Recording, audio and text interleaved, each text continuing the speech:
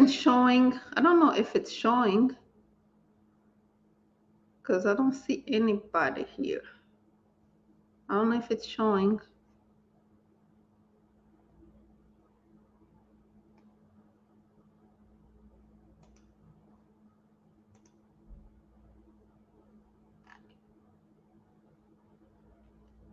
Okay. Yeah. Okay. So I was waiting for you to get here so we can get started. Okay. Charis Kadosh, how are you? Welcome. Veronica Jimenez, how are you? Welcome. Good afternoon. Uh, oh, okay. Because I was confused. I'm like, what's happening? Nobody's saying anything. Juliana Abraham, how are you? Welcome. Thank you very much for showing up. We have 15 people in the house. Please like, please share. We're going to get started. This is about a Vawa case. Green Court has finally been approved. This case started in 2019. Talking about patience, right? You gotta have patience with this immigration, because if you don't have patience, yeah, you really gonna get sick. Um, how are you? Oh, you good, Cherish? Nice to know that. Luma, I'm doing good. How are you? Thanks for coming. Duane Care, may God bless you. Thank you very much. May He bless you too. So let me share the screen with you so I can show you what's happening. This green card has been approved without an interview. That's basically what they're doing lately, right? If everything is all right, you get an approval without an interview. Oh, nice to know that, Juliana. And I'm glad you're here. Please like, by the way, please share. Hi, Gonzalez. How are you? Thanks for coming. Please like, please share. We got 15 people in the house. I want to see at least 15 likes. Let me share my screen with you. I'm just gonna share my screen with you so I can show you what's going on. So, new card is being produced. Okay, if you see MSC, you just know it's a green card, right? It's a green card that was produced today, January 22, 2024. Okay, today the green card is being approved. This is a case of Vawa petition. So, but the case was originally filed in 2019. The green card based on marriage. Okay. 2019, this green card based on marriage was filed, but unfortunately, the petitioner didn't show up to the interview 2 times. Okay, 2 times they missed interview. Uh, then we transitioned. Then the client came to me in 2021. I believe 2022, I guess, because it did 1 year. Yes, the client came to me in 2022. Then we filed for Vawa. Okay, we filed for Vawa while this green card was still pending. So we filed for Vawa. We expedited the Vawa. Within 1 year and a half, the Vawa was approved because of expedited request. Then we start following up for this green card since April of last year. April of last year, we start following up for this green card. Finally, they requested a lot of evidence. We provided evidence. And on June, they received all the evidence on June 28th. They received all the evidence, but they didn't make a decision. So we keep following up, following up. I was really sick and tired. I told my client, you know what, at this point, you have your rights. You can file a lawsuit because we have done everything that we can possibly do as far as following up is concerned. We reach out to the congressman's office, we reach out to the ombudsman office, we reach out to USCIS directly. We file an expedited request for those green cards. Sometimes it just doesn't work, but anyway, we did. And finally today, after they had responded to us like, oh, give us another 6 months, I told my client, you know what, you don't have to give them an additional 6 months. We can just file a lawsuit. As we were preparing for the lawsuit, we just received this response today. Okay, so Moral of the story is patience. If you have patience, you have a good case, eventually you get there. But if you're really sick and tired of waiting, there is a way to get there by filing a lawsuit, okay?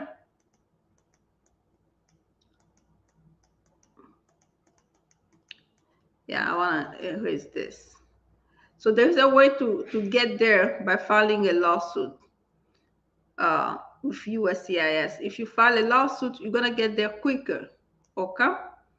So let me stop sharing and go back. Yes, so I'm here. Oh, Luma.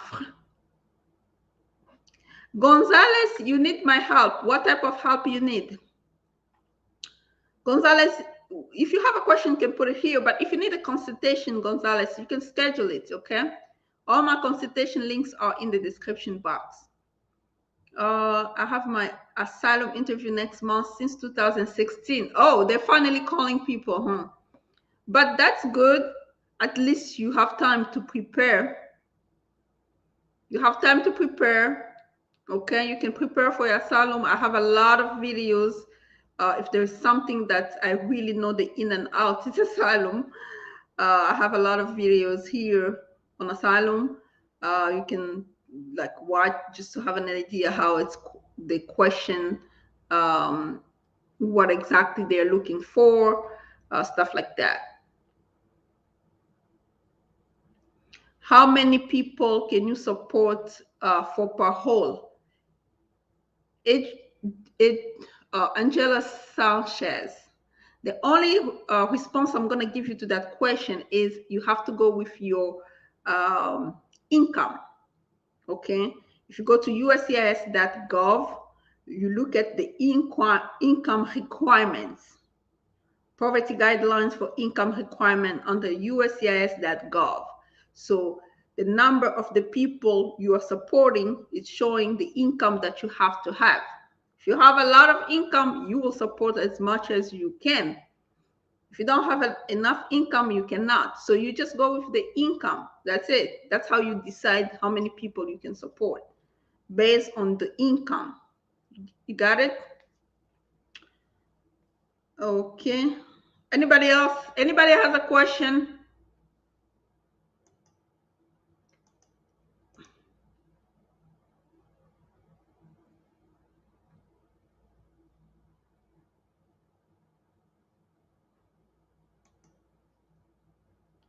Anybody else has a question? If somebody has a question, please put it in the comment. Yeah, this is just a case about patience. Can I call your office tomorrow, please? Luma, you can call, but the thing is, if you need to talk to me, you're going to have to pay for consultation. So you don't just have to call. You can schedule your consultation, okay? Let me put the link. You schedule a consultation, then we can talk about, if you have questions and stuff like that, we can talk about it. But if you call me without scheduling a consultation, it's just like pointless. Okay, that's what I'm trying to tell you. Like, the only time I do free consultation is right here live. But if you need a consultation one-on-one, you're gonna have to schedule it, and this is the link for consultation, okay? You're gonna have to schedule it, Luma. Yeah, if you need a consultation, you're gonna have to schedule it. That's the consultation link. You don't really need to call, you just schedule it. The times are there. You're gonna see what time I'm available. Then we can talk about your case. Can you get a green card?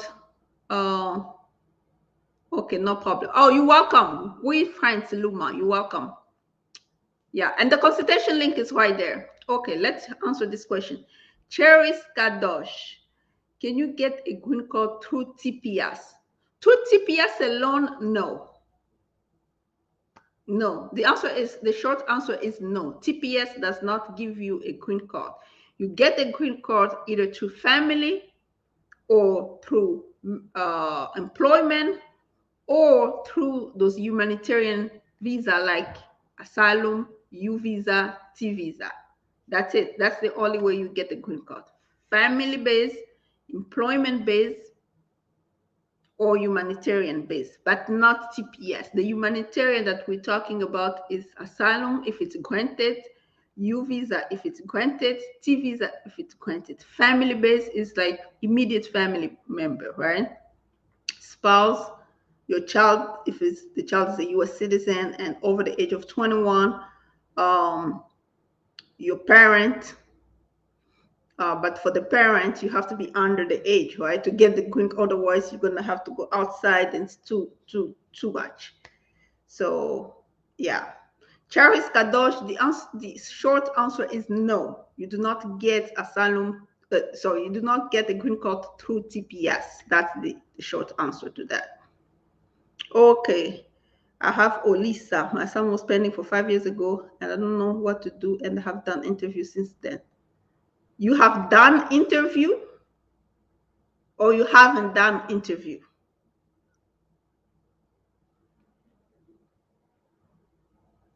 Oh, you're welcome, Shamvez. You're welcome. That's exactly what you do. You just look at your income requirement, how many people you're supporting, and you have to count your family member too, right? How many people are in the household that depend on you, plus the person you want to sponsor. You count all those people, then you know how much you make and how you're gonna sponsor. So you have done the interview, but you never got the response. Is that what you're saying, Olisa? Or you haven't done the interview? If it has been you done the interview and they never responded to you, USCIS has never responded to you, you have to reach out to them. Just oh, you done the interview. Okay, you done the interview and you don't have a response, you have to reach out to USCIS. You can ask your congressman to reach out to USCIS on your behalf. You can reach out to the ombudsman office to reach out to USCIS on your behalf, or you can reach out yourself, or your lawyer can reach out.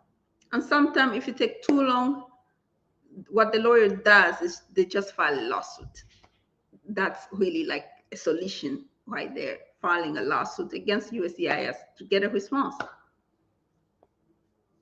If you don't want to be involved in lawsuits, that's what you do. You try yourself, you ask your congressman, you ask ombudsman, which takes forever. But yeah, you just have to reach out to them. Um, Anybody else has a question? We got 15 people in the house. Please like, please share. Let me see who's liking this video and who's sharing. Let me see, because I have to know.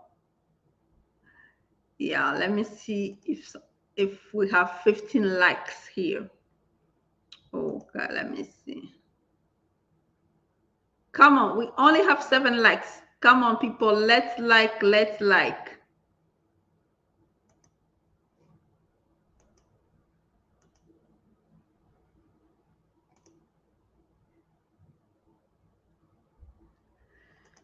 Okay. Yeah, I'm just waiting for questions. If anybody has a question, just put it in the comment, okay?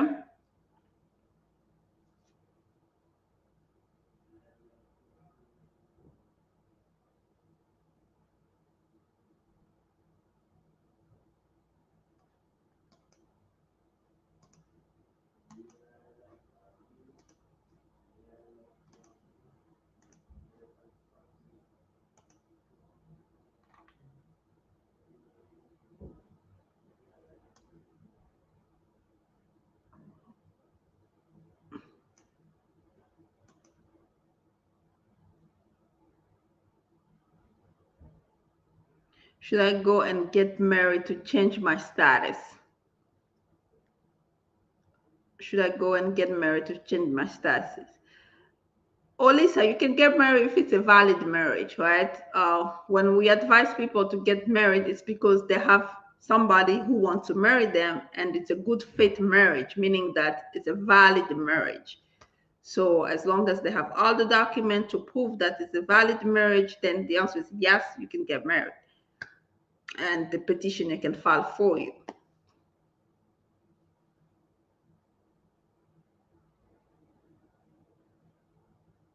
What are the experiences about Baltimore? Uh, Baltimore, it's pretty much friendly. If they have all the proof that it's a valid marriage, they should be fine. And I'm assuming that they have a lawyer who actually prepared them for the interview, because what's going to happen, they're going to separate other people to match the answers, right? They'll put the husband in one room, then they'll question the wife in the other room separately, then they'll match the answers. So to find out whether there are a lot of inconsistencies, stuff like that. But as far as the environment, it's friendly. If you have if the person has valid documents, they don't have to worry. They just have to be prepared for the interview. Go, and they haven't called me for the interview. It's because they haven't called anybody. Ecom Tamu for. They haven't called. They're not calling anybody. Quite frankly, it's just because they are backlog, delays, not normal, but it's just delays. So eventually they're gonna call, but if you want them to call, you should file you should file a lawsuit against them. Then they will call you. Other than that, you just wait patiently. Someday eventually they're gonna call.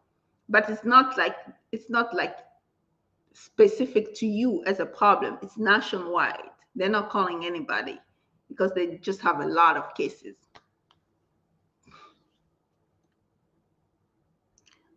I have confusing thought page.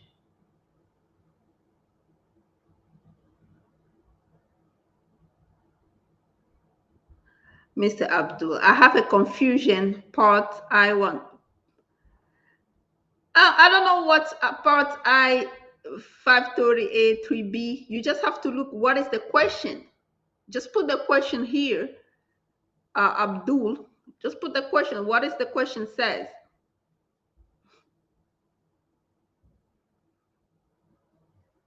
You have to put the question there and tell me what the question says.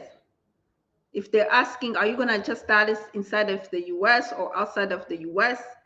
It's based on where the person is. If the person is here and they can adjust here, then they put here. If the person has to go through consular processing, then they have to put consular processing. When is your next live program? I don't know. Angel Sanchez, I don't have a schedule, to be honest with you. It's because it's just like I'm a solo practitioner. So I do live when I have time. And when there's a good news to share, I will do live. When I have time, I'll do live. I don't have a specific schedule. But if you are subscribed and you hit the notification bell every time I'm live, you will be notified. Yeah, but I don't have a specific schedule for that because it's just depend on my availability. Okay. You're welcome. Ekom Tamuf, you're welcome. Yeah, it's not really just you, it's everybody. They're not calling anybody. The people who want to be called, they take actions.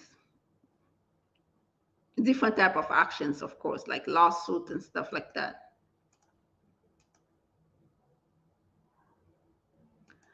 So anybody else has a question?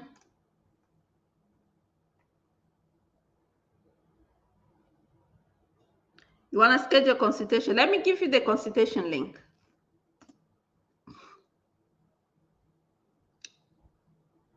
Adiodum Olisa. That's the consultation link right there. Yeah, you can schedule your consultation anytime. The consultation link is right there in the comment section, or you can find it in the description box. So we can talk about your case possibility, what we do exactly, how we're gonna go about it, okay? Yeah, I'm still waiting for one more question. Waiting for one more question.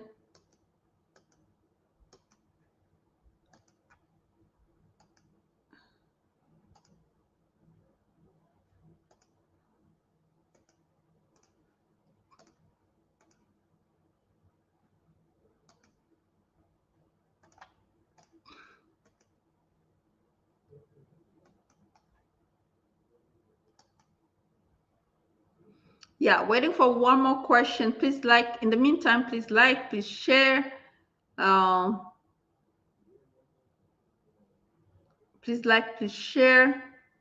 And by the way, Gonzalez, nowadays they're not doing interview. How come your friend is having interview? Because I had a lot of cases here in Baltimore. They just approved it without interview. Even the conditional green card got approved without interview lately. So I'm not sure what's going on with your friend's case.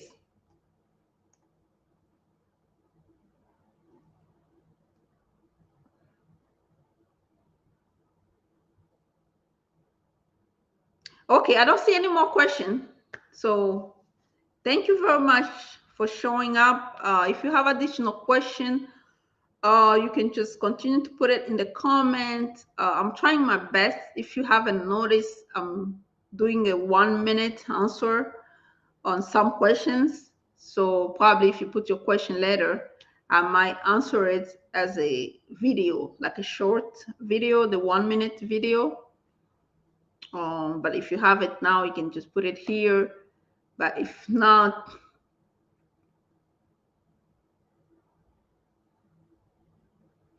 oh, the part that say have you previously filed a petition for the beneficiary. So the answer is, have you filed? If you have filed before a petition, whether here or outside, that's when you answer the question. Usually when they mean if you have filed like a I-130 for that person or some type of other type of visa for that person before the beneficiary. If you never filed before for that person, then the answer should be no. If you have filed before, you should put yes, and then you have the place to explain. I believe at the end you can explain what type of petition you file and when. Yeah.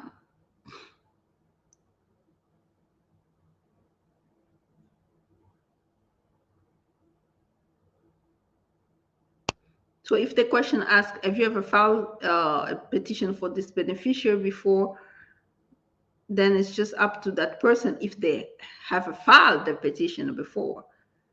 If they've never filed a petition for that beneficiary before, then the answer is simple, no. If they have filed, they should be able to put it somewhere, what type of petition they filed, when they filed, and what was the result.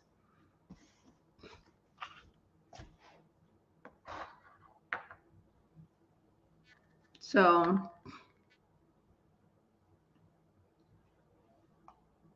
I was confused too. I was thinking you were talking about when they ask, are you going to adjust inside of the US or are you going to adjust outside of the US?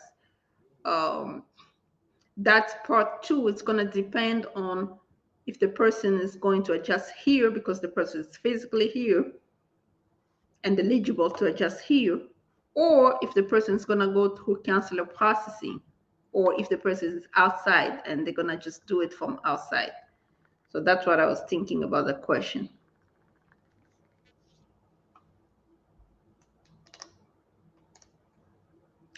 Yeah, I think we got pretty much all questions covered. Thank you very much for showing up. Okay, until next time, bye bye.